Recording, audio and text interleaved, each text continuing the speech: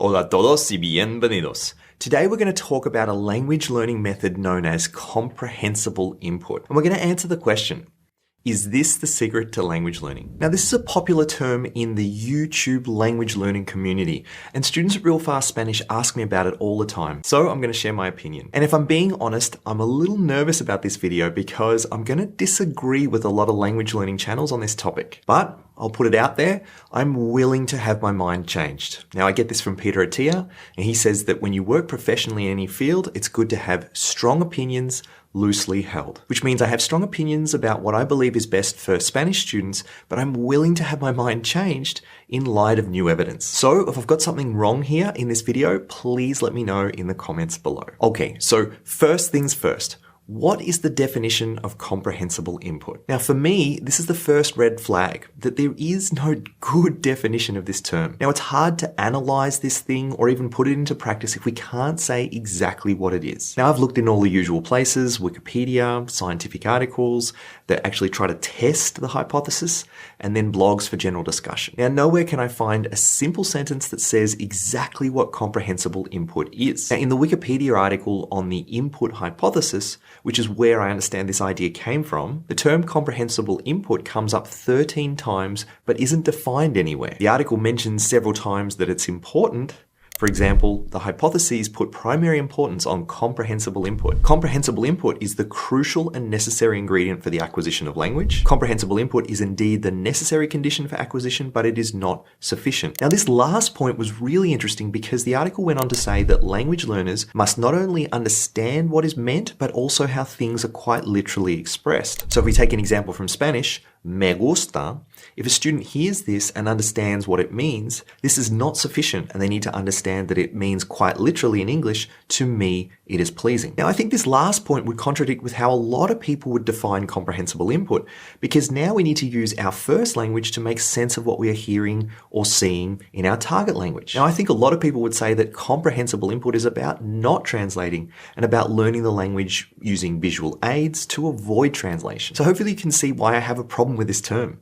People use it to describe the language learning process differently, and there isn't a clear sentence to describe precisely what it means. Now, in addition, a lot of you know that I live in a French-speaking city in Europe, and I'm surrounded by successful language learners. In my close circle of friends here, we have a friend from Moldova that speaks Romanian, Russian, French, and English, a German friend that speaks German, French, English, and Spanish, and a friend from Mexico and another from Spain that both speak French, Spanish, and English. Now, I've asked all of them, have you ever heard of the term comprehensible input? And all of them said no. What is that? So for me, this doesn't necessarily prove or disprove the thing, but it is a second red flag for me that there are lots of successful language learners out there that have never heard of this term. Now, all of that said, I'll admit that when students ask me about comprehensible input, I often say that I have a love-hate relationship with the term. And I want to stop to talk about the love side. If we take the opposite of this term, incomprehensible input. Now, I would argue that we still need to define precisely what this means, but we can say that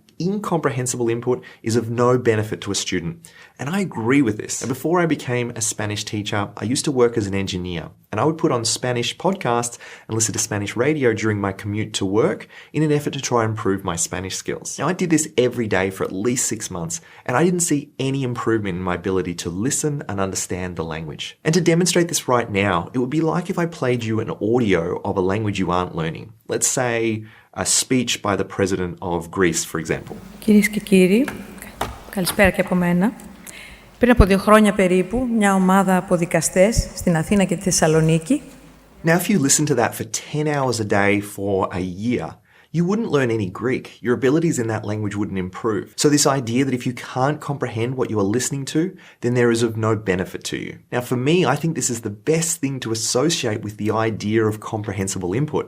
If something is incomprehensible, then it's a waste of time. So try to avoid listening to things or reading things that you don't understand because you aren't going to get any benefit from it. But I think this last point is something that everyone agrees on, so I don't think I'm saying anything controversial here. So let's investigate a little further and look at the opposite extreme. Now, if your first language is English, this video is comprehensible input in English. If you can understand everything that I'm saying, then this is input.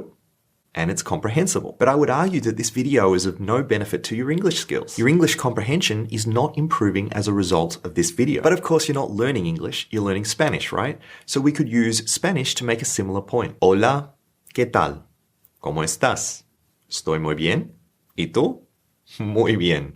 Bueno, hasta pronto. Adios. Now, if you had a basic interaction like this in Spanish every day, you can understand 100% of what you're listening to, but your Spanish wouldn't improve. So at one extreme, if something is 0% comprehensible, and at the other extreme, something is 100% comprehensible, then neither of these two things are going to be of benefit to you. Now, I could argue that maybe the 100% end, that there's some maintenance going on, but you're unlikely to see improvement. Now, I've had students describe this to me, and I've heard others describe it as well, that there is in fact a sweet spot of comprehensibility that lies somewhere between these two extremes. And the Wikipedia article talks about I+1, where the input is a little bit harder than you can handle. But we don't find, again, a good definition of a little bit, and we can't find a definition of I+1. But even if we take the term at face value, that a little bit means a little bit, this still doesn't make sense. Personally, I've had the experience as a student where I'm listening to a person speaking in Spanish, and I understand 95% of what I'm hearing,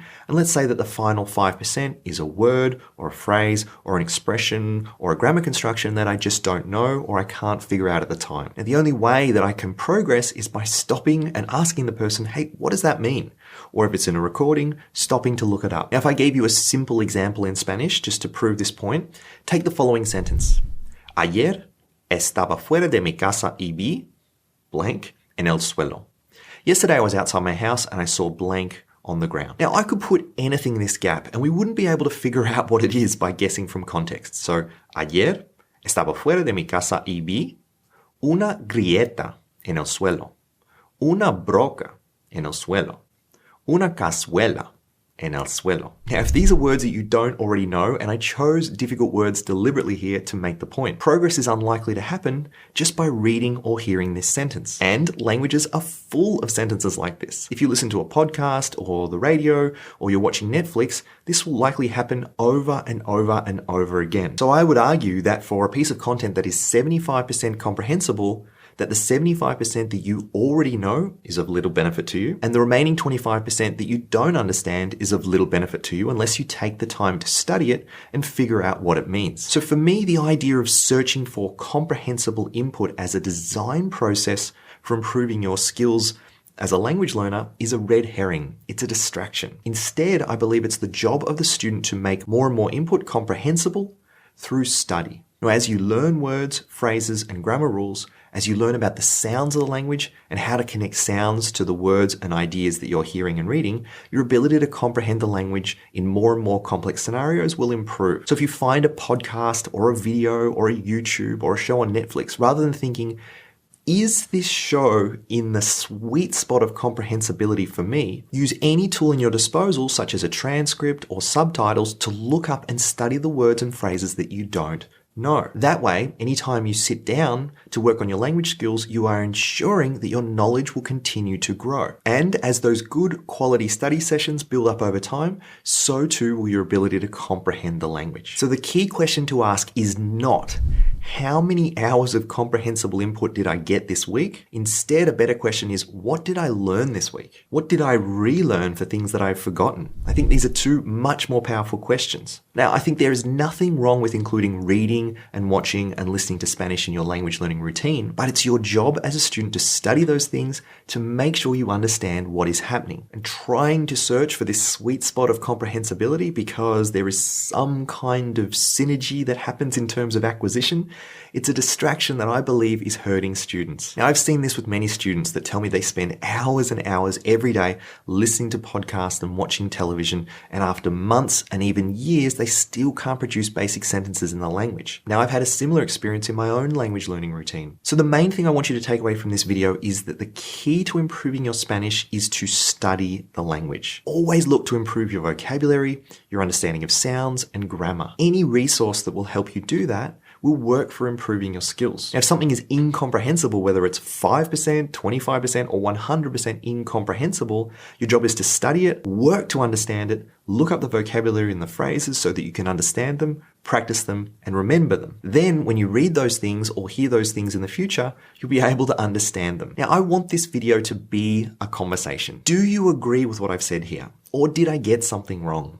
Is there a great definition of comprehensible input somewhere that I've just missed? Or do you think that I got this analysis exactly right?